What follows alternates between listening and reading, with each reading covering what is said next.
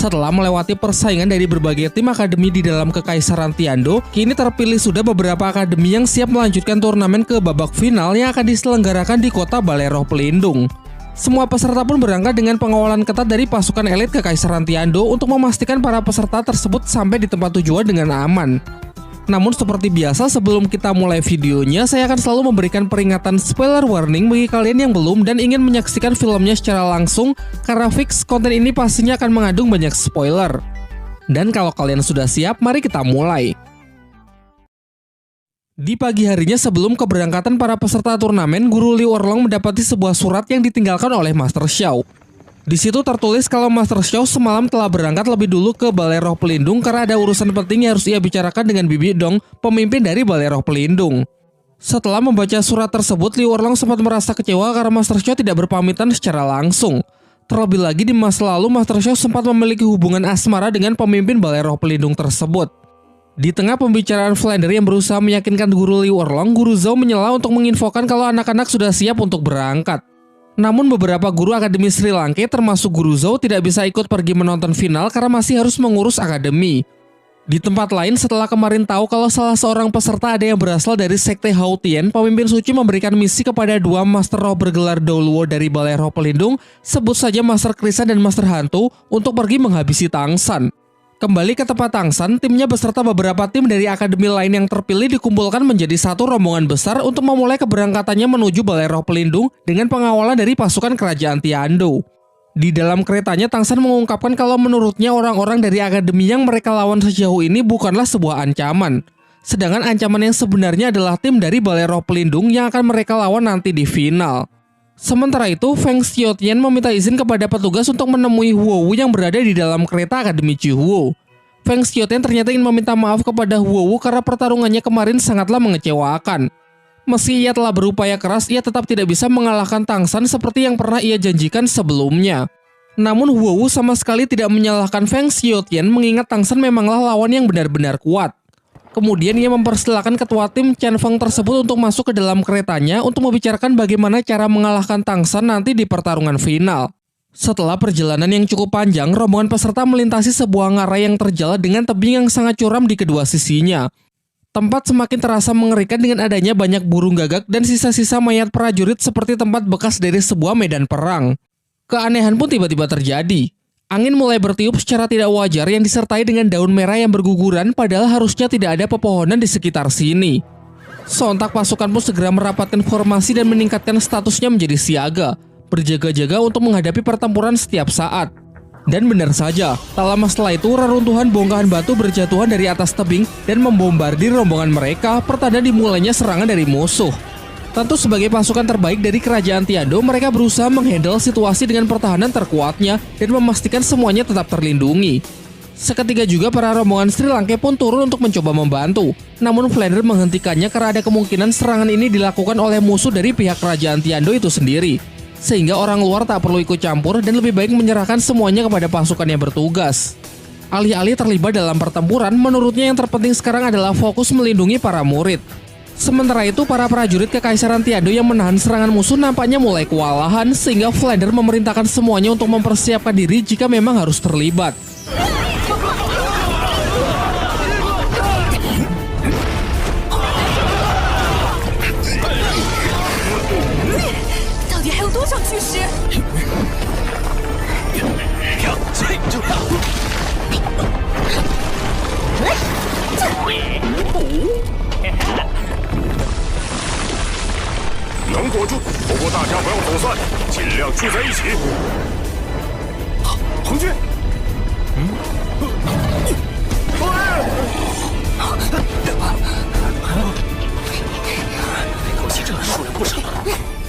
Setelah membuat target cukup kehabisan tenaga dengan serangan reruntuhan batu, akhirnya para bandit mulai menunjukkan dirinya dan bersiap untuk melancarkan serangan secara langsung dengan jumlah yang tidak sedikit. Bentrokan pun tak terelakkan. Namun bagaimanapun juga pasukan elit dari Kekaisaran Tiando adalah para Master Roh terlatih yang tentunya tidak akan mudah untuk dikalahkan begitu saja. Sebaliknya mereka dapat menghandle serangan tersebut dengan cukup baik.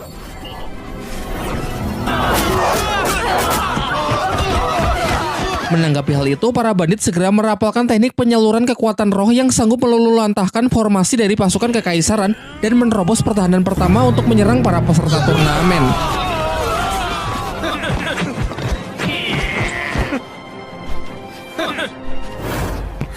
Kini Flander pun tak punya pilihan lain selain melibatkan semuanya untuk melakukan perlawanan. Namun ia tetap menyarankan agar tidak berpencar dan menghemat energi roh. Ia maju terlebih dahulu untuk menghadapi musuh yang setipe dengannya melalui pertempuran udara, menyerahkan urusan di bawah kepada Liu Erlong.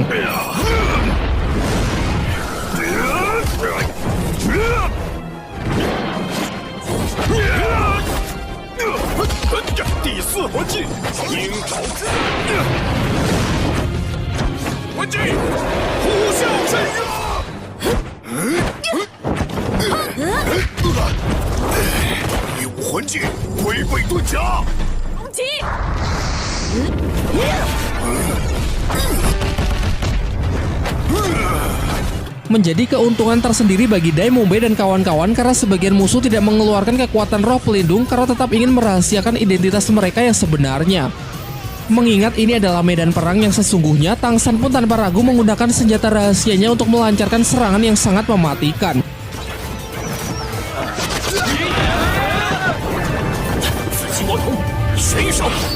Namun sayangnya datang lagi seorang musuh yang merupakan ketua bandit. Ialah Master Roh dengan level yang cukup tinggi, terasa dari aura penuh tekanan yang begitu kuat. Dan benar saja, terlihat dari beberapa cincin roh yang melingkar di tubuh lawan, mungkin ia telah mencapai level lebih dari 80. Guru Xingming disibukkan dengan puluhan Master Roh yang mengejarnya, sehingga Tang San dan kawan-kawan harus menghadapi musuh yang memiliki gelar Dao Luo tersebut. Tanpa membuang-buang waktu, musuh langsung menggunakan skill dari cincin roh ketujuhnya, yakni wujud elang emas yang langsung menunjukkan perbedaan kelas di antara mereka. Situasi menjadi semakin buruk karena di belakang mereka sudah menanti dua Master Roh dengan level 50-an yang siap menyerang kapanpun. Seorang Master Roh bergelar Dao Luo ditambah dua Master Roh level 50. Situasi yang benar-benar buruk. Di sampingnya, Dai Mumbei meyakinkan kawan-kawannya untuk bertempur habis-habisan sekecil apapun peluang yang ia miliki. Flander dan Liu Erlong yang ingin membantu para anak-anak pun tidak bisa berbuat apa-apa karena masing-masing dari mereka sudah disibukkan oleh musuh yang lain, sehingga tim Sri Lanka harus benar-benar berusaha sendiri. Dari aba-aba Tang San, tiga penyerang utama menggempur musuh dengan masing-masing teknik roh terkuatnya.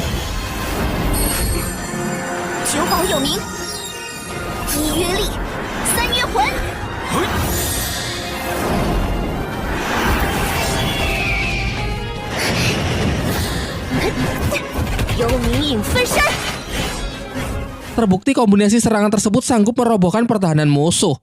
Namun sayangnya perbedaan level yang terlalu jauh memang tidak bisa dipungkiri.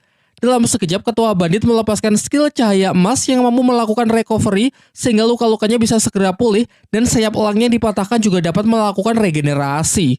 Giliran Xiao yang mencoba melancarkan serangan. Begitu melihat celah tanpa ragu ia langsung melepaskan skillnya.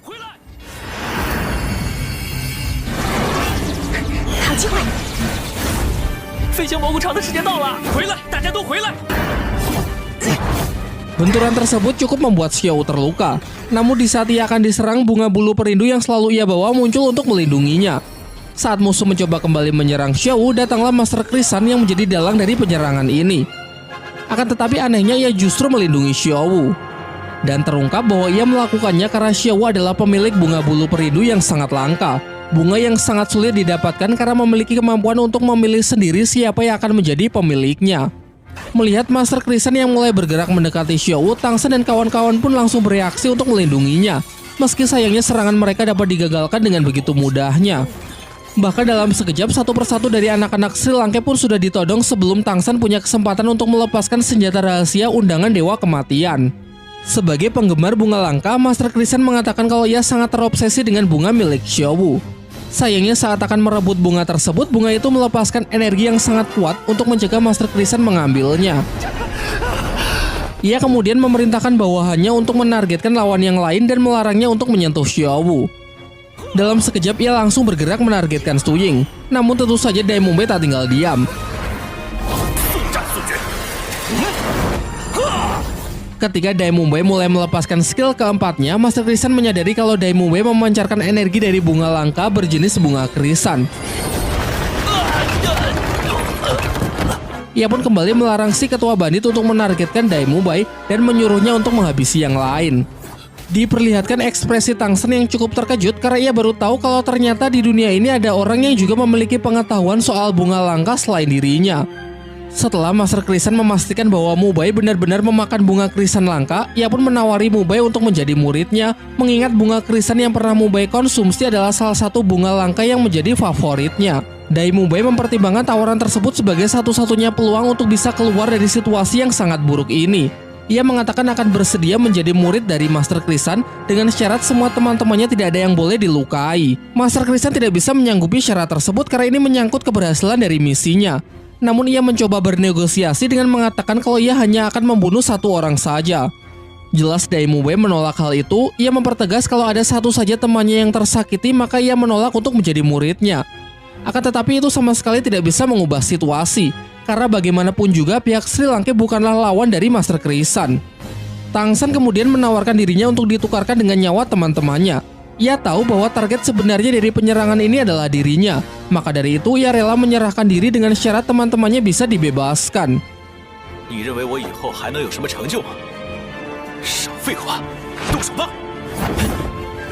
Sayangnya tekad yang kuat tidak disertai dengan kekuatan yang mumpuni untuk bisa melawan Master Krisan. Hanya dengan satu skill dalam sekejap pergerakan dari anak-anak Sri Lanka pun langsung terkunci. Serangan fatal langsung ia targetkan kepada Tangsen. Masih beruntung Guru Liu Erlong sempat melindungi Tangsen meski membuatnya cukup terluka. Sin kemudian beralih memperlihatkan Master Xiao yang telah tiba di kerajaan Balai Roh Pelindung. Ia diperbolehkan masuk setelah menunjukkan plat pemimpin suci yang dulu ia dapat dari ayah Tangsen. Singkat cerita, ia berhasil menemui Bibi Dong, pemimpin suci dari Balai Roh Pelindung. Master Xiao lalu menceritakan bahwa ia memiliki seorang murid berbakat yang memiliki roh pelindung ganda. Namun seperti yang pernah dijelaskan sebelumnya bahwa dua kekuatan roh pelindung akan saling bertabrakan saat keduanya dimasuki cincin roh. Oleh karena itu tujuan ia datang ke sini adalah ingin menanyakan bagaimana Bibi Dong bisa mengatasi masalah yang ditimbulkan dari kekuatan roh pelindung ganda. Mengingat Bibi Dong ini merupakan pemilih roh pelindung ganda yang sukses mengatasi masalah tersebut. Akan tetapi Bibi Dong tidak lantas menjawabnya begitu saja. Ia justru mencurigai Master Xiao bahwa muridnya tersebut akan dilatih untuk kelak melawan dirinya. Menanggapi hal itu, Master Xiao berusaha meyakinkan Bibi Dong dan berjanji bahwa ia akan menjamin kalau muridnya tersebut tidak akan bermusuhan dengan Balai Roh Pelindung.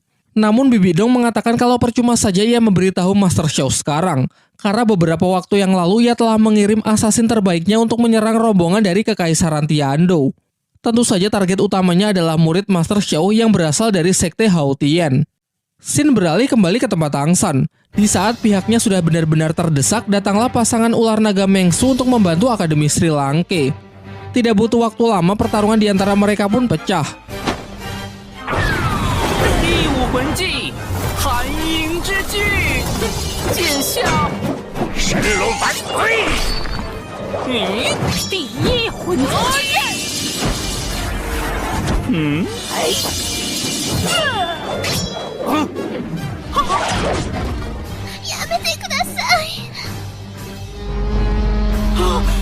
Terlihat kekuatan dari Master Krisan yang memang berada di level yang berbeda. Ia dapat menekan pasangan ular naga Mengsu hanya dengan beberapa teknik roh saja.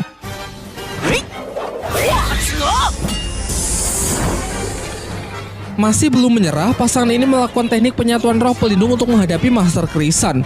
Tidak hanya tekanan roh yang mengalami peningkatan berkali-kali lipat, racun ular yang menyebar melalui angin berpastir juga melemahkan tanaman sekitar. Harusnya racun ini juga bisa melemahkan pemilik roh pelindung jenis tanaman seperti Master Krisan.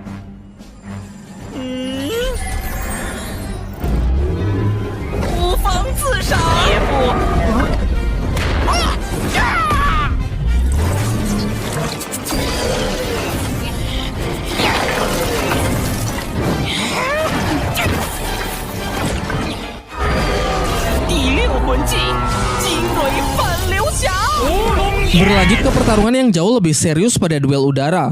Sayangnya meskipun pasangan ini telah bersatu, kekuatan Master Roh bergelar Douluo memanglah benar-benar kuat.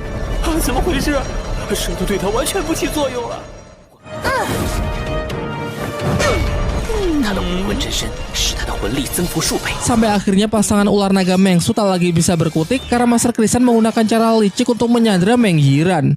Tang San lalu meminta agar pasangan ini tidak lagi berkorban untuk berusaha melindunginya, mengingat sebenarnya mereka sama sekali tidak terlibat dalam pertempuran ini. Terlebih lagi situasinya sampai membahayakan cucu kesayangannya. Dengan desakan yang melibatkan keselamatan cucu kesayangannya, dengan terpaksa pasangan ular naga Mengsu pun mundur dari pertempuran. Di benaknya, Tang San sudah mulai berpikir apakah ia akan mati dan perjalanannya akan selesai sampai di sini. Padahal banyak hal yang masih belum ia capai. Akan tetapi keberuntungan masih berpihak kepadanya. Tak lama setelah kepergian dari pasangan ular naga Mengsu, datang lagi Master Roh yang ingin membantu. Ia adalah kakek Dugu. Dengan alasan bahwa Tang San sudah banyak membantunya dan statusnya yang telah bersedia menjadi bagian dari Akademi Sri Lanka, dengan cara apapun ia akan melindunginya. Sementara itu di Balai Roh Pelindung, Master Xiao sangat terkejut setelah tahu kalau Bibidong telah mengirim pembunuh untuk menghabisi Tang San. Kemudian Bibidong menjelaskan mengenai informasi yang ia dapat mengenai si Tang San ini, seorang anak berbakat yang berhasil mencapai level 40 di usia muda. Pemilik roh pelindung ganda, keturunan langsung dari sekte Haotian, memiliki tulang roh dan sangat jenius. Dengan potensi yang begitu luar biasa, Bibidong mengatakan kalau anak itu tidak berpihak kepada Balai Roh Pelindung, maka akan lebih baik dibunuh saja. Bibidong, 你不要太过分。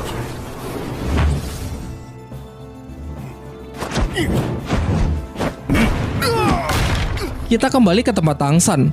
Kakek Dugu mengancam Master Krisan kalau sampai ia membunuh Tang San, maka orang di balik Tang San pasti tidak akan tinggal diam. Seperti apa yang pernah dilakukan pada Balai Roh Pelindung pada 20 tahun yang lalu. Namun Master Krisan mengatakan kalau ia tidak takut sedikit pun karena semenjak hari itu kekuatan dirinya dan Balai Roh Pelindung sudah jauh berkembang. Di pikirannya ia justru lebih khawatir jika racun dari kakek Dugu bisa membunuh puluhan Master Roh yang ia bawa. Maka dari itu ia harus bertarung sendirian tanpa melibatkan bawahannya tersebut. Di sisi lain, si ketua bandit merasa kalau dirinya kurang kontribusi dalam misi ini, sehingga agar tidak mengecewakan Balai Roh Pelindung, ia menggunakan sisa kekuatannya untuk menyerang kakek Dugu di saat ia sedang lengah. Namun usahanya tersebut justru sia-sia dan malah nyaris mati oleh racun ular giok. Masih beruntung dari pihak Balai Roh Pelindung datang bala bantuan yang mana ia adalah partner dari Master Krisan, yakni Master Roh bergelar Doluo, pemilik roh pelindung hantu iblis yang bernama Gui Mei. Sebelum dua Master Roh tersebut sempat menyatukan kekuatan roh pelindungnya, kakek Dugu segera melancarkan serangan menggunakan skill ketujuhnya. Sementara itu Tang San bersama teman-temannya juga tak tinggal diam. Mereka mencoba menggunakan serangan kombinasi untuk berupaya melumpuhkan Master Krisan. Meskipun pada akhirnya usaha tersebut sia-sia karena adanya perbedaan level yang begitu signifikan.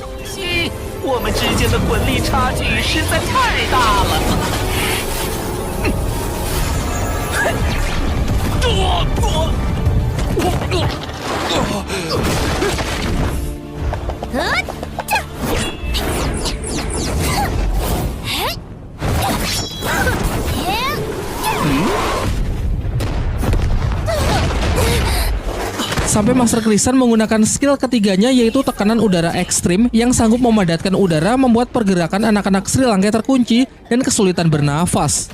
Serangan mematikan pun hendak dilancarkan oleh Master Krisan untuk menghabisi Tang San. Akan tetapi di detik-detik terakhir muncul perwujudan roh pelindung pedang yang melindunginya. Ialah kakek angkat dari Ning Rongrong yang datang bersama ketua sekte Cahaya Kibau, Ning Fengzi. Kedatangan mereka berdua tak lain sebenarnya untuk melindungi putra mahkota kerajaan yang ikut dalam rombongan ini. Mengingat sekte Cahaya Kibau adalah aliansi dari Kekaisaran Tiandou.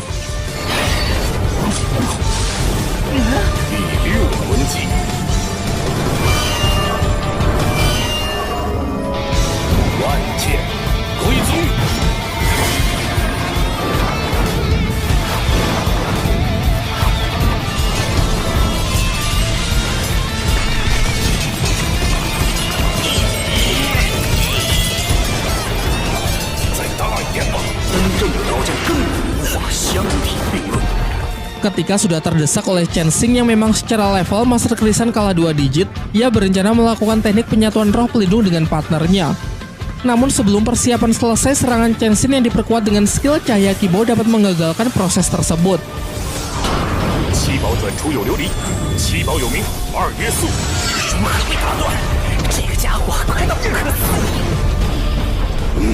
Setelah merasa tidak memiliki peluang lagi untuk bisa menang, dengan terpaksa Master Krisan pun memberikan sinyal kepada seluruh bawahannya untuk segera mundur.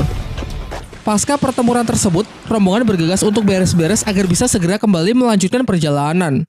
Di sini Ning Fengzi sengaja merahasiakan identitas dari para penyerang. Tang San yang sudah tahu kalau penyerang itu adalah utusan dari Balai Roh Pelindung pun ia peringatkan untuk tidak membocorkannya kepada yang lain. Karena dikhawatirkan jika semuanya tahu maka Balai Roh Pelindung bisa saja membunuh semua orang, mengingat kekuatan mereka yang sesungguhnya benar-benar tidak terbayangkan. Kemudian kakek Dugu kembali menjelaskan kepada Tang San mengenai apa yang pernah ia bicarakan sebelumnya. Mengenai kelicikan dari Balai Roh Pelindung yang akan membunuh anak-anak berbakat yang tidak bisa pihak mereka manfaatkan. Maka dari itu, Ning Fengxi menyarankan agar Tang San tidak perlu melanjutkan turnamen dan pergi saja ke Sekte Cahaya Kibo bersama Chen Xin. Namun Tang San menolak dan masih bersikukuh untuk melanjutkan turnamen, karena ia tidak ingin membuat teman-temannya kecewa dan semua perjuangannya selama ini menjadi sia-sia. Terlebih lagi, ini adalah latihan terpenting bagi Tang San dan ia tidak ingin menyerah.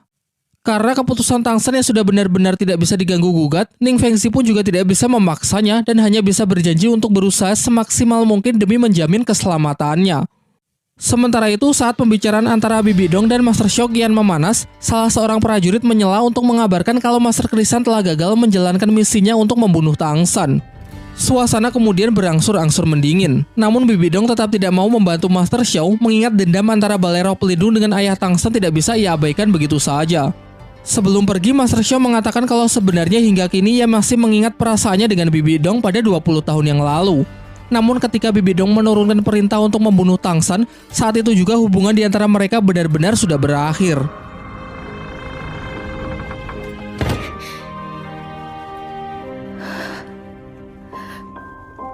Singkat cerita, rombongan Tang San akhirnya telah tiba di kota Balai Roh Pelindung.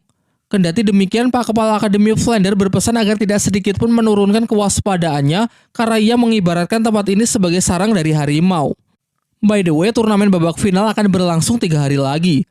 Tang San mengajak teman-temannya untuk lebih mempersiapkan diri agar bisa membuat bangga Master Xiao dan guru-guru yang lain.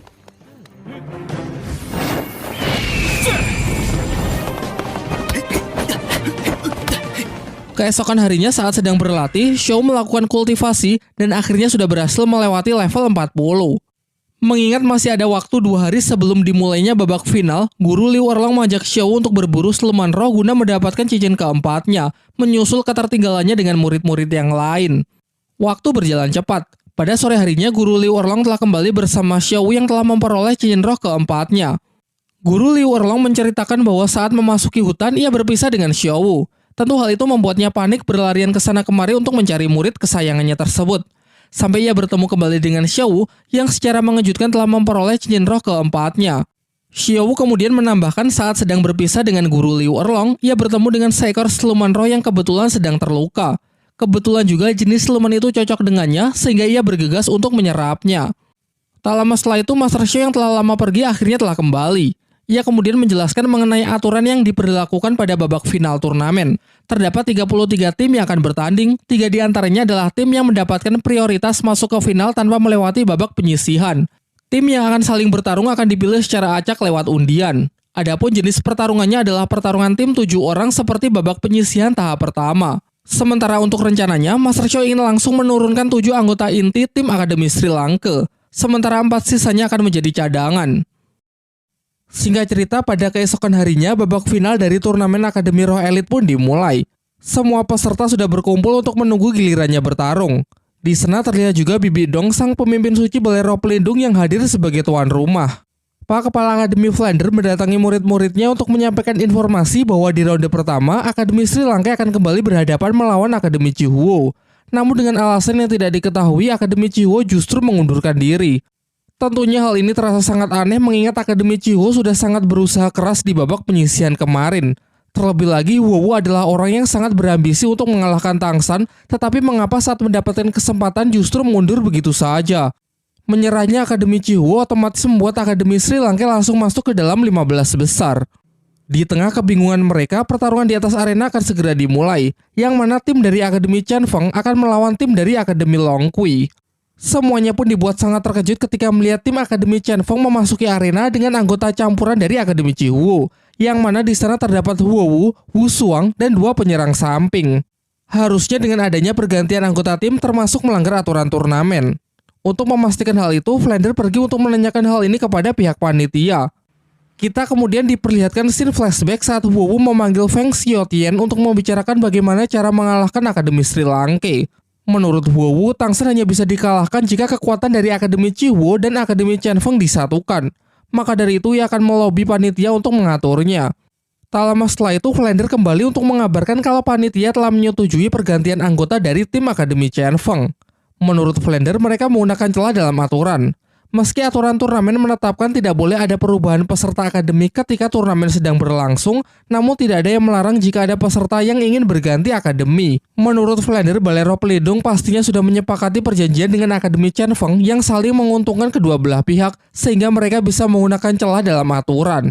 Di atas arena, Suyanto sebagai wasit pertandingan berupaya untuk menghandle acara tersebut. Ia menjelaskan mengenai Akademi Longqi yang memiliki kekuatan tempur lebih merata dengan formasi yang seimbang antara bertahan dan menyerang. Sementara di sisi sebelah, Akademi Qianfeng terlihat lebih agresif dengan kepercayaan diri yang begitu tinggi pada ronde ini. 比赛开始， 风大哥，速战速决。 第二魂技烈焰燃光。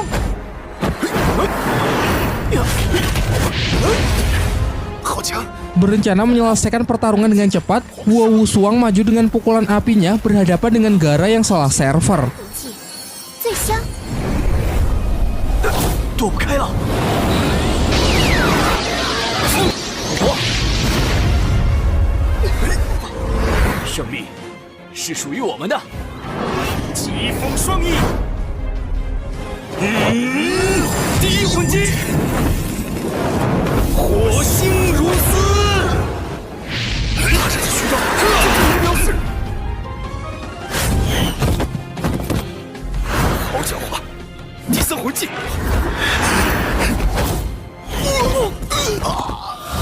Terlihat sedari awal Akademi Qianfeng memang sudah menguasai jalannya pertempuran sehingga hanya membutuhkan waktu 19 detik saja untuk melumpuhkan tim dari Akademi Longqi. Feng Xiaotian baru hanya menggunakan skill ketiganya. Wu Suang cuma skill kedua, sedangkan Huowu bahkan sama sekali belum mengeluarkan skillnya. Hal ini membuktikan betapa imbanya tim Akademi Qianfeng yang baru ini. Pak Kepala Akademi Flander mengabarkan kalau Akademi Sri Lanka besok akan berhadapan melawan tim dari Akademi Kekaisaran Xingluo, salah satu tim dari 3 tim yang mendapatkan prioritas untuk lolos ke final tanpa melalui babak penyisihan. Su Ying meminta kepada teman-temannya untuk mengerahkan seluruh kekuatannya besok karena bagi ia dan Dai Mubai ini adalah pertarungan antara hidup dan mati. Keesokan harinya, pertarungan final ronde ketiga antara Akademi Sri Lanka melawan Akademi Xingluo pun dimulai. Ternyata ketua dari Akademi Xingluo adalah kakak dari Dai Mubai yang bernama Dai Weishi. Namun Dai Weishi ini bukanlah contoh kakak yang baik karena memiliki sikap yang sangat angkuh dan selalu menindas Dai Mubai. Mereka berdua ini adalah pangeran dari kerajaan Xingluo. Akan tetapi keluarga di kerajaan mereka menetapkan suatu aturan khusus dalam kompetisi antar pangeran, yang mana pihak yang kalah akan langsung dilenyapkan. Flashback sedikit ke masa lalu saat Dai Weishi menindas Dai Mubai dan nyaris membunuhnya. Kala itu di hadapan sang kakak, Dai Mubai sama sekali tidak berkutik karena usia mereka terpaut 7 tahun. 第二魂技，白虎波。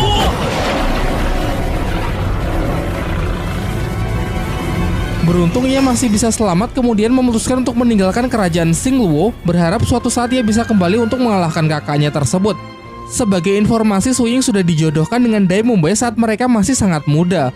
Namun saat tahu Dai Mubai kabur dari kerajaan, ia pergi menyusulnya sampai akhirnya ikut mendaftar di Akademi Sri Lanka. Di pihak tim Akademi Xingluo juga terdapat kakak dari Su Ying yang bernama Su Yun. Di masa lalu saat pengejaran Su Ying yang kabur, ia bersama utusan kerajaan pergi untuk mengejar dan menghabisi sang adik.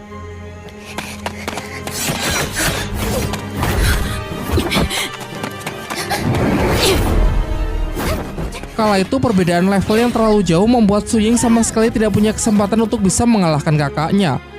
Meski tutur katanya terlihat lembut, sebenarnya Su Yun sama liciknya dengan Dai Weishi yang berencana untuk melenyapkan adik-adiknya tersebut agar kelak tidak ada yang menghalangi mereka untuk menjadi penguasa tunggal dari kerajaan Xingluo. Setelah cukup perang dingin antara kedua belah pihak, wasit pun memberikan aba-aba tanda segera dimulainya pertarungan babak final ronde ketiga.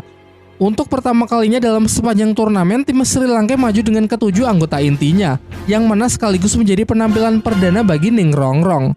Sementara itu di pihak tim Akademi Xingluo terdapat Dai Weishi yang telah mencapai level 49. Bersama dengan Su Yun, mereka berdua adalah pasangan emas yang juga bisa melakukan teknik penyatuan kekuatan roh pelindung. Beberapa anggota yang lain juga tak bisa dipandang remeh. Mereka adalah Master Roh terpilih dengan rata-rata level lebih dari 45. 比赛开始。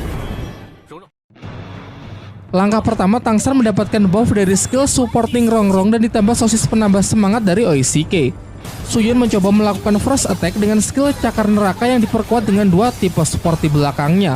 第三魂技幽冥斩，求保有命2元素。有了期待回忆最终不如我们先较量一下。第四魂技幽冥影分身。 Sementara dengan kekuatan yang identik pula, Daimube memiliki kesempatan untuk kembali berduel dengan kakaknya. Jelas karena adanya perbedaan level yang lumayan, kenapa Daimube lah yang menjadi pihak yang terdesak. Namun sikap sombong dari Daiwesi bisa Mube manfaatkan dengan baik. Mube memodifikasi skill keempatnya, Meteor Harimau, untuk ia gunakan dalam serangan secara acak. Hasil latihannya selama ini untuk menciptakan teknik buatan pun sukses merepotkan sang kakak. 四重魂技， 不错不错，我是小看你了。 Daiwesi kembali bangkit dengan skill ketiganya, yakni Chibaku Tensei yang salah server. Ia mampu mengunci pergerakan dari Daimube kemudian menyegelnya ke dalam penjara planet batu. Suying yang berusaha mengakhiri pertarungan dengan kakaknya agar bisa segera membantu Daimube. Namun ia sendiri juga berada dalam masalah setelah terjebak ke dalam jurus ilusi milik Suyun. Menyaksikan hal itu, Xiao mendekat untuk memastikan keselamatan dari Daimube. Tentu saja Daiwesi tak tinggal diam. Ia segera merapalkan skill keempatnya untuk menghancurkan Chibaku Tensei sebelum Mube sempat keluar. Demi memberikan waktu kepada Daimube, Xiao berduel by one melawan Daiwesi. Sayangnya Xiao tidak sanggup mengimbangi kekuatan dari Daiwesi karena meski ia cepat, serangannya tidak memiliki damage yang cukup kuat. Namun berkat Xiao yang telah mengulur waktu, Mube berhasil meloloskan diri dari Chibaku Tensei. Daiwesi yang bergegas menyerang dengan skill keempatnya berhasil ditahan oleh Xiao dengan skill barunya, yakni pelindung cahaya emas. Teknik yang menciptakan zirak seluruh tubuh yang sangat kuat meski berdurasi sangat singkat. Teknik ini lalu dikombinasikan dengan kekuatan Daimube menghasilkan teknik baru yang mereka sebut tornado cahaya emas. 金刚钻。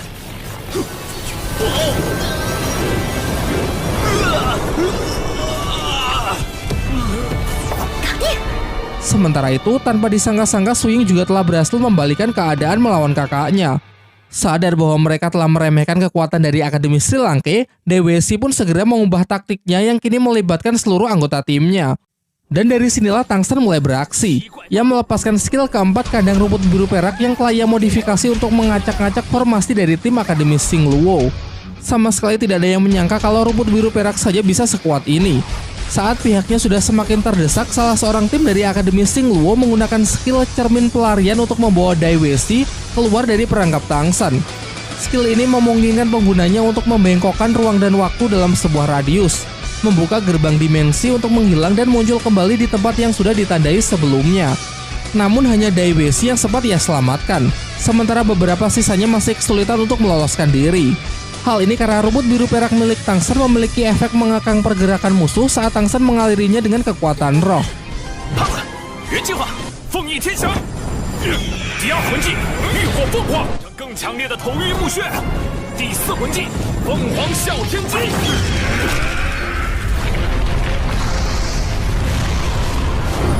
求保有名1月力。该我了。白虎流星雨，我们再乱击。 Ketika Mang Hojun akan menjatuhkan para anggota tim Akademi Sing Luo yang sudah tidak berdaya, tiba-tiba Daiwesi muncul dari belakang melalui cermin dimensi dan langsung menyerang Mang Hojun. Pukulannya tersebut ternyata bukanlah kekuatan fisik, melainkan skill Daiwesi yang memiliki efek serangan psikis yang membuat Mang Hojun langsung tidak sadarkan diri.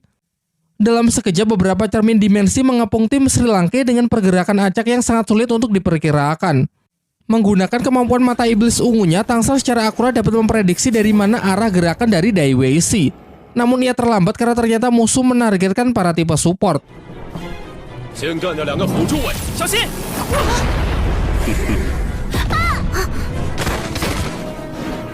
Meski seperti serangan fisik, serangan Daiwesi sebenarnya merupakan serangan psikis yang aktif melalui sentuhan. Begitu terkena serangannya, Oishike pun langsung dibuat jatuh pingsan. Target selanjutnya adalah Tangsan. Namun seperti yang kita tahu, tak ada satupun serangan psikis yang sanggup melawan mata iblis ungu miliknya. Ketika Dai Weishi dengan percaya diri mengarahkan serangannya ke arah Tang San, serangannya tersebut dapat dengan mudah Tang San patahkan.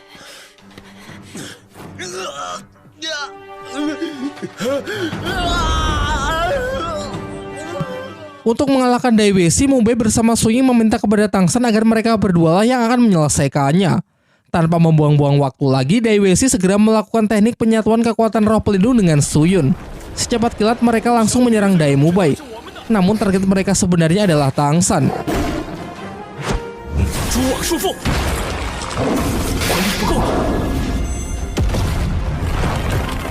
Kesempatan itu dimanfaatkan Mu Bei untuk melakukan teknik penyatuan roh juga. Diperkuat oleh skill Ning Rongrong, ia berhasil menghalau Dai Weishi sebelum sempat menyerang Tang San.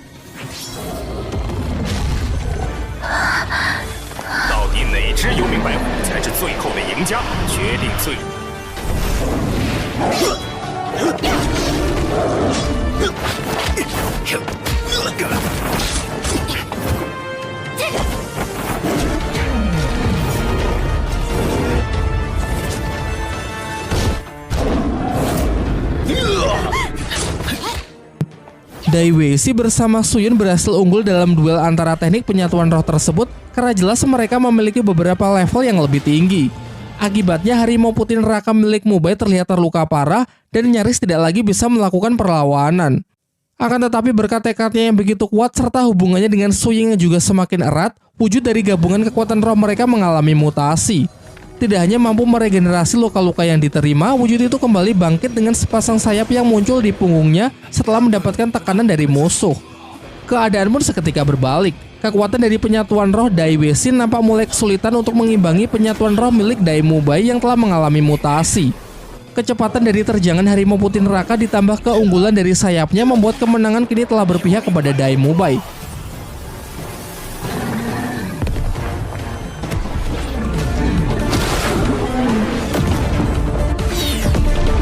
Dai Weishi telah sepenuhnya ditekan hingga kekuatan dari penyatuan rohnya memudar.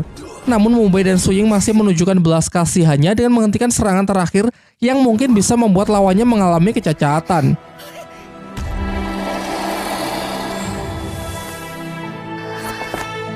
Sayangnya kebaikan itu justru dipandang Su Yun sebagai bentuk penghinaan sehingga dengan sedikit sisa tenaganya ia langsung menyerang adiknya tersebut dan berhasil membunuhnya.